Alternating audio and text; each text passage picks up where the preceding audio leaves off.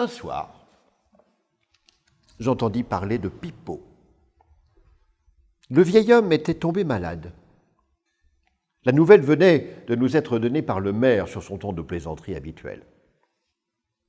Nous étions au salon et Antoine Lagarde, confortablement installé dans son fauteuil, buvait du cognac.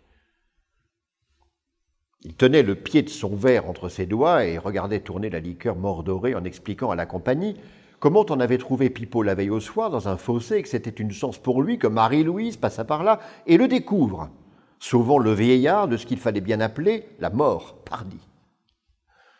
À ces mots, il se produisit quelque chose d'inattendu. Pic et Marty échangèrent un regard et pour la première fois le cousin n'abaissa pas le sien.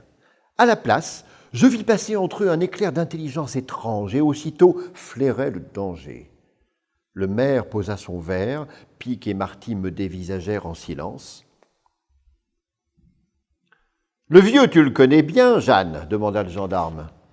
« Pour sûr qu'elle le connaît. »« Pourquoi tu lui réponds pas ?» demanda le cousin. « L'autre, c'est un vicieux. Viens que je te montre ma bibliothèque, hein, la Jeanne ?» Quelque chose me disait qu'il ne fallait pas répondre.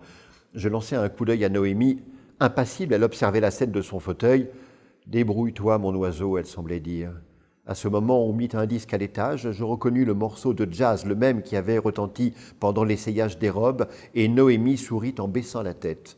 « Tu le connais bien, non ?» reprit Marty.